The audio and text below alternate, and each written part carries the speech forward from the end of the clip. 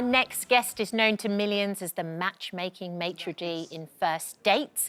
But now Fred Sirieix is putting chefs to the test in the new series of Snackmasters, challenging them to recreate some of our favourite foods. Fred joins me now. Good morning, Fred. Good morning, Kat. How are you? Good morning. I'm fab, thanks. He didn't look very impressed with that. He was a bit like, I would never buy one of those, Tom.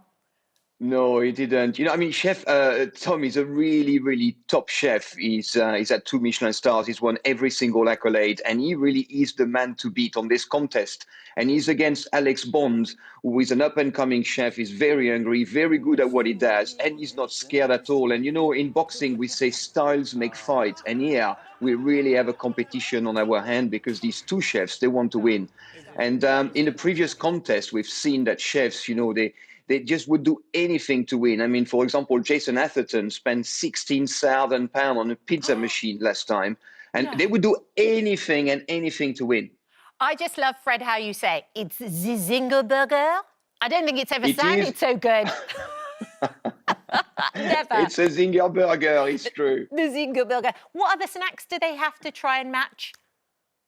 Well, they've got to do a Zinger Burger with KFC. They've got to do the supercharged mayonnaise and also find out about the 13 spices and herbs in the Colonel special batter. So that's a really difficult one to crack. OK, and there's other snacks you're doing as well, like wagon wheel, Snickers, all different ones, right? That's right. Okay. Yes, wagon wheel, Snickers, and also Shreddies. Oh, OK. So every time we have different chefs battling it out.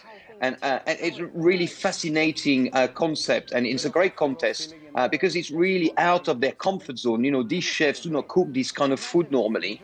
And I'm telling you, you know, for us who are not chefs, you know, it would be, I think, near impossible to do because you have to completely analyze and deconstruct each of these snacks in order to recreate them. I cannot tell you how difficult this is. I can imagine.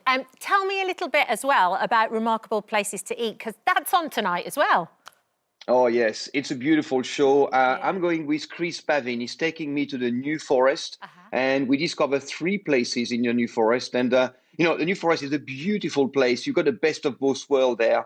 You've got the sea and you've got the land. So you've got this beautiful seafood and fish, but also you've got all these great products from the land. Like, for example, I've discovered this pork called panage, which is basically a once-a-year pork. And basically the pigs are taken out to panage in the forest so that they can hoover the acorns off the forest floor. Yeah. And it's actually very important because if they don't do that, you know, these acorns can be actually poisonous to the horses who roam freely there. So it's a great combination there between nature and man and animals. It's beautiful. Yeah, it sounds a bit like in Berwick ham a little bit. And you went with Nadia to Yorkshire too. Tell me about that. That's right. Yeah, I went with Nadia. She took me to Yorkshire. I mean, obviously she's from there. She knows Yorkshire like the back of her hand. And she took me to these fantastic places, you know, from a samosa place to a farm where they make their own cheese, and to Betty's tea room here. You can see it on the screen there, which is an incredible tea room. And I'd never know this place existed. They make the most beautiful cakes in the most beautiful surroundings in Harrogate. It really is a place to visit. And I can't wait to go back as soon as we are out of lockdown. Exactly, exactly. I've got to talk about teen first dates. I watched some of these last night. They are so enjoyable and so brilliant. The kids on them are amazing. And you kind of take charge and you look after them. You're so lovely with them.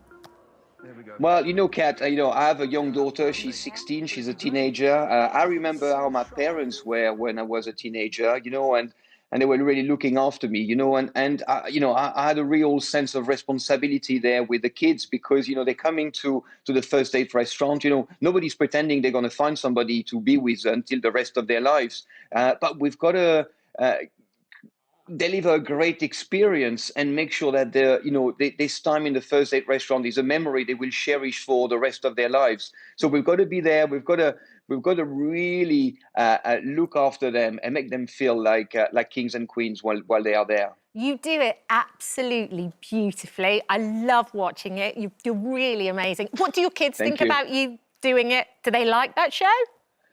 Well, my children don't watch much my program. I think it's a bit too lame and boring for them. Yeah, But I mine have do. to say that my daughter watched First Dates Teams, and she watched it like this, Did she? and she thought it was hilarious. My Yeah. nephew thought it was great too, because they are the age of 15 and 16 now, so they can relate to that program. Yeah, Ah, that's my absolutely. son. He's so beautiful. Oh, absolutely gorgeous. And your daughter is also very talented, I hear. She's going to compete in the Olympics. She's training for them. Well, look, she was training for the World Cup, which is Yeah. happening in Japan, or was supposed to happen in Japan in April. She was supposed to leave on the 11th of April, Yeah. just a few days' time, and the World Cup has just been cancelled. Oh. So she's a diver. She dives from 10-meter platform. She won the BBC Young Sport Personality of the Year. She's a British champion. But just like all the other athletes in Team GB, there's no competition for the World Cup. It's just been cancelled at the last minute because of COVID. So it just goes to show, how big a problem COVID is, internationally. And I just have no idea what's going to happen going forward for the Olympics or other competitions. It's very frustrating for them. Yeah, absolutely. But let's keep everybody safe. That's the most important thing right now. And then Exactly. we'll get back to life soon. Thank you so much for joining us Thank you, this morning. Kat. Fred, it Take was a care. pleasure to talk to you. Thank you very much Nice indeed. talking to you. Nice to Thank talk you. to you Take too. care. Bye. Snackmasters starts tonight at 9:20 on Channel 4. Don't forget, you can watch full episodes of Lorraine on the ITV Hub and all the best clips, compilations and playlists right here on our channel. Just subscribe now and you'll never miss an upload. Click here to watch another video similar to this one, or click here to head to our channel's homepage to explore all of our exciting videos.